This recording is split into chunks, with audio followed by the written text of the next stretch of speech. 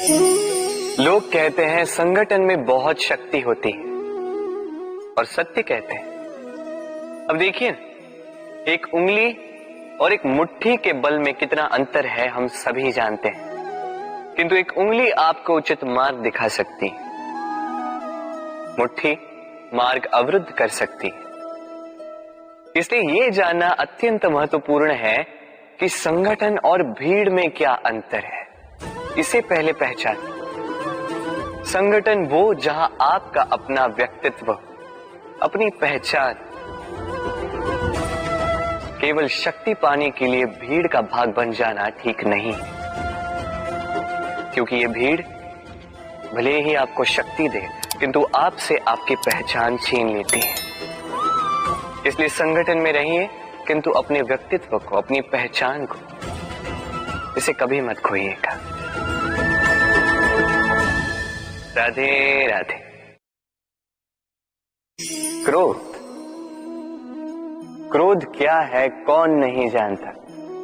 हर आयु, हर वर्ग, हर श्रेणी के व्यक्ति को क्रोध का अनुभव हो चुका है। बल्कि किसी किसी का तो परिचय ही इसी प्रकार दिया जाता है कि ये व्यक्ति अत्यंत क्रोधी है, इससे तनिक बच के ही रहना। अब क्रोध क्या है हम सभी जानते हैं, किंतु ये क्रोध कर क्या सकता है ये बहुत कम लोग जानते हैं। क्रोध कुछ इस प्रकार है, किसी जलते हुए अंगारे को पकड़ना और किसी और की ओर फेंकना। अब इसके पीछे आपकी मंशा होती है सामने वाले को जलाने की, किंतु उससे पहले तो आपके स्वयं के हाथ जल जाते हैं। तो स्मरण रखिएगा, जब भी आप किसी और पर क्रोध करते हैं, सर्वप्रथम वो आपके विनाश का कारण बनता है। मैं कहता हूं, जब इस संसार में करने के लिए प्रेम है तो क्रोध करना ही क्यों। प्रेम कीजिए, यही प्रेम सब में बांटिए और इसी प्रेम के साथ कहेंगे राधे राधे। भय, ये भय सदैव मनुष्य के साथ ही रहता है। कुछ खो देने का भय, जो पा लिया उसे खो देने का भय, अब जिसके हम निकट हैं उसके दूर चले जाने का भय, जो हमारा है हमसे छिन जाने का भय। अब मनुष्य सारा जीवन व्यतीत कर देता है इस भय की छाया में। किंतु क्या कभी आपने ये सोचा है कि ये भय हमें क्यों लगता है? ये भय हमें इसलिए लगता है क्योंकि हम उस व्यक्ति, उस भाव, उस वस्तु को स्वयं से समेट कर रखते हैं। हम स्वयं उसे इतनी शक्ति दे देते हैं कि वो जब चाहे तब हमें छोड़कर जा सकता है, हमें कष्ट पहुंचा सकता है। किंतु यदि हम उस भाव, उस व्यक्ति, उस वस्तु से निर्लिप्त रहें, उसके आकर्षण से हम मुक्त हो जाएं, तो ना ही वो हमें छोड़कर जा सकता है, ना ही हमें कष्ट पहुंचा सकता है। इसलिए स्वतंत्र रहिएगा और सबको स्वतंत्र रखिएगा, प्रेम को भी। राधे राधे। अस्तो मां सद्गमय, तमसो मां ज्योतिर्गमय, मृत्युर्मां मृतम गमय। कभी आपने सोचा है, काला रंग ना होता तो क्या श्वेत रंग आपको भाता? रात्रि का अंधकार ना होता तो सूर्य प्रकाश का अर्थ हमें समझ आता? ये थकान ना होती तो क्या विश्राम का अर्थ हम समझ पाते? ये भूख ना होती तो क्या इन स्वादिष्ट व्यंजनों का अर्थ हम समझ पाते? क्या इन सब का आनंद हम ले पाते? स्मरण रखिएगा, इस संसार में कोई भी भाव या वस्तु बुरी नहीं। यदि आप मानते हैं कि बुरी है तो किसी कारण से ये बुराई आवश्यक है, अन्यथा ईश्वर इसे हमारे संसार में रखते ही। इस बुराई का उद्देश्य है हमें अच्छाई का आभास करवाना, ताकि हम अच्छाई में अपना लक्ष्य साध सकें। इसलिए बुरों से कभी घृणा मत कीजिएगा। ये तो केवल भलाई की आवश्यकता के जनक है, उन्हें भले में परिवर्तित कीजिए। असत्य से सत्य की ओर ले जाए, अंधकार से प्रकाश की ओर ले जाए, मृत्यु से अमरत्व की ओर ले जाइए, किंतु प्रेम के पथ से। राधे राधे। अक्सर हमारे पास एक बहाना होता है, एक खींच होती है कि संसार में हम करें तो क्या करें, जो हम करना चाहते हैं वो पहले ही कोई कर चुका है, हमारे पास तो कुछ करने के लिए ही नहीं है। यदि आपको उदाहरण दूं तो इन पूजा की थालियों को देखिए, पहले से ही सब कुछ सज्ज करके रख दिया गया है। अब ऐसे में हम सोचते हैं कि करना क्या शेष है, सब कुछ तो पहले ही हो चुका है। अब यहाँ पे समस्या कर्तव्य में नहीं है, यहाँ समस्या हमारी सोच में है। हम ये सोचने में समय व्यतीत करते हैं कि क्या हो चुका है। हमें ये सोचना चाहिए कि क्या करना अब भी शेष है जिसमें हम अपना योगदान दे सकते हैं।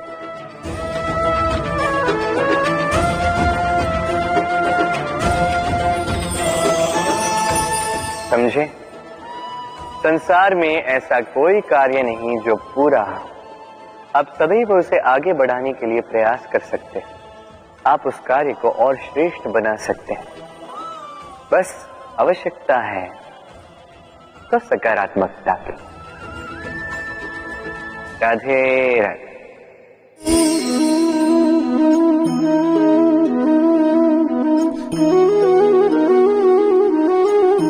चलिए आज आपसे एक प्रश्न पूछता हूं। मनुष्य अंधकार से भयभीत रहता है, ऐसा क्यों?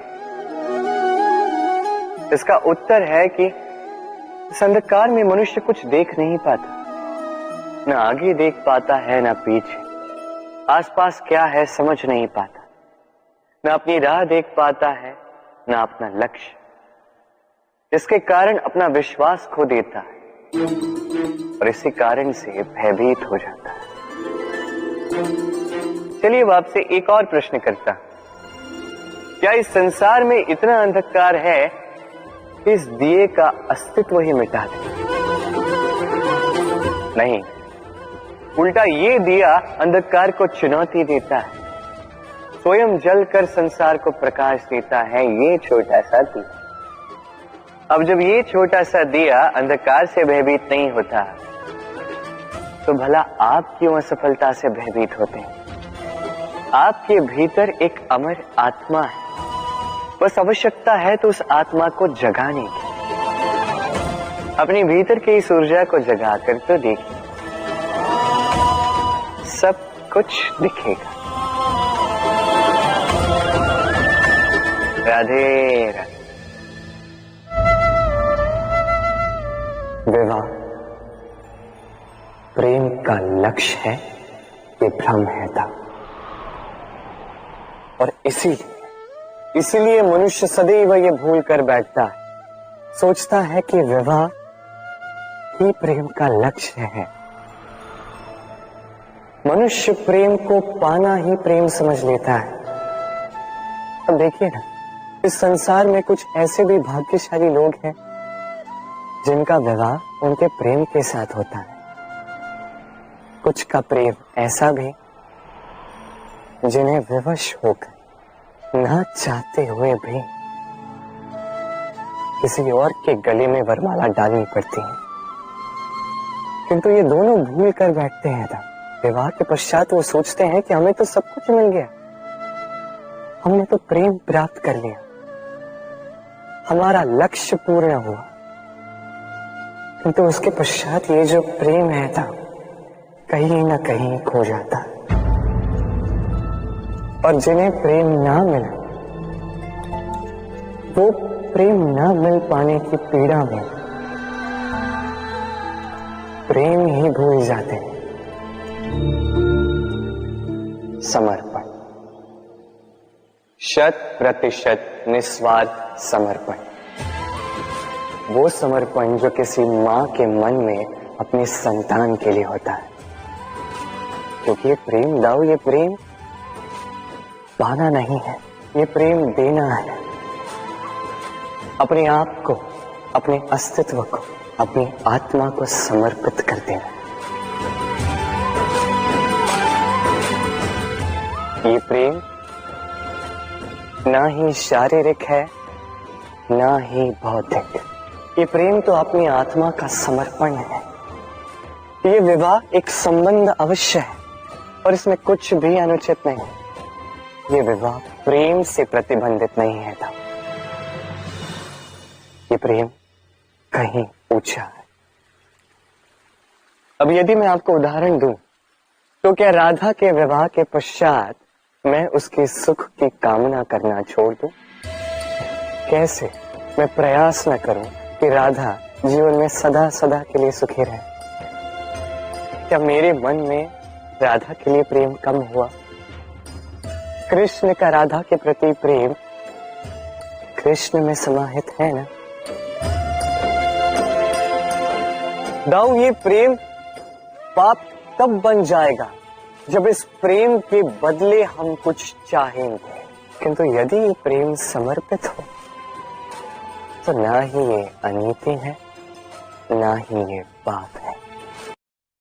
पर सेतु बांधने की कथा के विषय में तो आपने सुना ही होगा। श्री राम की सेना को 100 योजनों के समुद्र को पार करके लंका पर आक्रमण करना था। वास्तुका, नल और नील ने सेतु बांधने का उपाय सोचा, किंतु अब सेतु बांधा कैसे जाए? समुद्र इतना गहरा है, कितने पत्थर डाले जाए कि पार करने लायक स्थान हम समुद्र से ले सकें। तब किया गया एक काम, पत्थरों पर लिखा गया राम का नाम, और जब इन पत्थरों को सागर में फेंका गया तब वो तैरने लगे। अब कोई कहेगा ये राम के नाम की महिमा है, कोई कहेगा ये नारायण का कोई चमत्कार है, किंतु नहीं, ये राम का वो गुण है, उनके व्यक्तित्व की वो महानता है जिसने उनका प्रतिनिधित्व किया कि पत्थर भी इस सागर में तैरने लगे।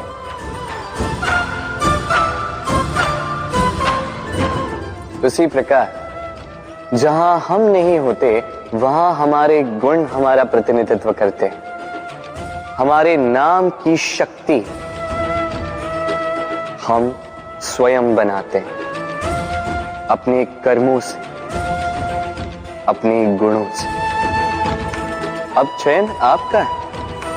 आपके नाम के सहारे कोई विपदा से बाहर निकल आता है या आपके अपयश के दुष्कर्मों से कोई डूब जाता है। अच्छे से चयन कीजिए। राधे राधे।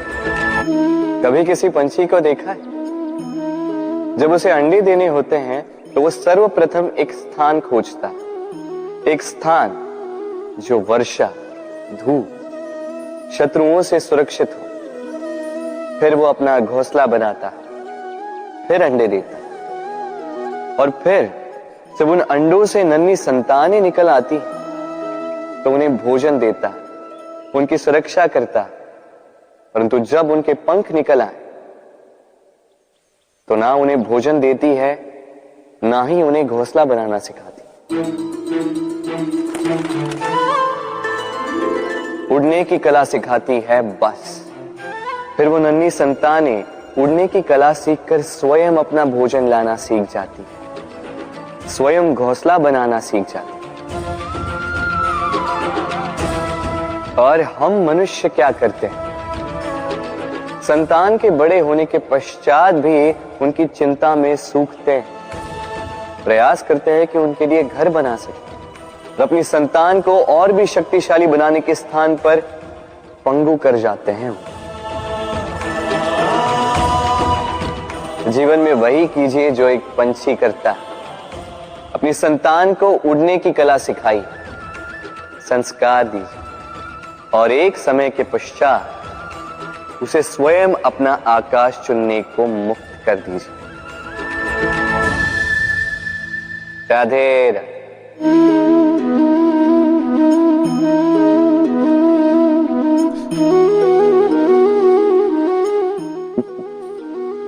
आप सोच रहे होंगे कि मैं इतनी एकाग्रता के साथ इस चींटी को क्यों देख रहा हूं।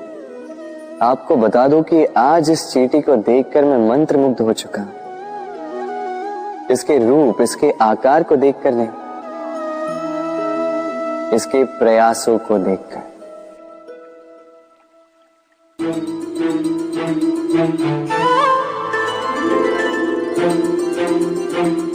आप जानते हैं, अनगिनत प्रयासों के पश्चात चींटी अपना एक छोटा सा घर बना पाती, जो अन्य जंतुओं के लिए सरल सी बात है। वो चींटी के लिए उसके जीवन की सबसे बड़ी घटना, सबसे बड़ी सफलता है। भविष्य में चींटी रहे न रहे, इनके बनाए हुए घर वर्षों पश्चात तक टिके रहते हैं। जीवन में सफलता के साथ भी ऐसा ही होता है। आपको एक दिन में सफलता नहीं मिलती, किंतु यदि आप प्रतिदिन प्रयास करते रहे तो एक दिन आपको सफलता अवश्य मिलेगी। स्मरण रखिएगा, भाग्य के द्वार उनके लिए नहीं खुलते जो हार मान लेते हैं। भाग्य उनका स्वागत करता जो उठकर उनके द्वार खटखटाने का प्रयास करते। तो प्रयास करते रहे, सफलता एक न एक दिन आपके पास आएगी। राधे राधे। क्या प्रेम में विवाह करना अनिवार्य है? तुम्हें क्या लगता है? बात बुराई की नहीं है राधा, बात है बंधन और जुड़ाव की।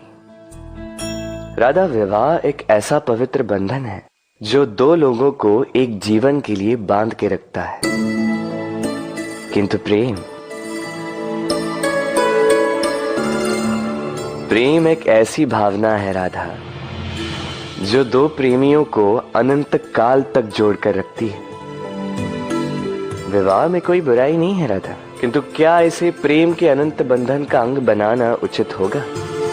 जो प्रेम अलौकिक है राधा, उसे सांसारिक बंधन में क्यों बांधना?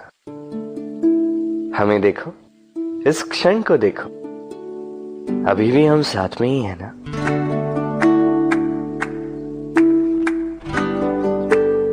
प्रेम भी यही सिखाता है राधा कि दो लोग, दो प्रेमी पूरे अस्तित्व के साथ हर क्षण एक दूसरे के संग बिताएं, बिना भविष्य की चिंता किए और इन आशाओं और आकांक्षाओं के खेल से परे होकर एक दूसरे को समझें। ये तो समय ही बताएगा ना राधा कि हम एक दूसरे के विकार, गुण, अवगुण जानते हैं या अब भी कुछ जानना शेष है। ये ताला देख रहे हैं आप?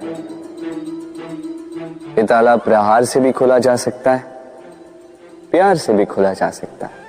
अर्थात इस ताले को आप इस चाबी से भी खोल सकते हैं, इस हथौड़े से भी खोला जा सकता है, किंतु खुलने में अंतर होगा। यदि आप इस ताले को प्रहार से खोलोगे तो ये पुनः काम नहीं आएगा, किंतु यदि आप इसे चाबी से खोलोगे तो ये सदा काम आएगा। हमारे जीवन में संबंध भी कुछ इसी प्रकार होते हैं। हमारे जीवन के आनंद रूपी धन की रक्षा करते हैं, किंतु प्रेम से। यदि क्रोध से किया जाए तो फिर वो किसी काम के नहीं रहते। इसलिए उन्हें सदा प्रेम की चाबी से खोलिएगा, क्योंकि हर बार नया ताला ला सकते हैं आप, नए संबंध नहीं ला पाएंगे। राधे राधे।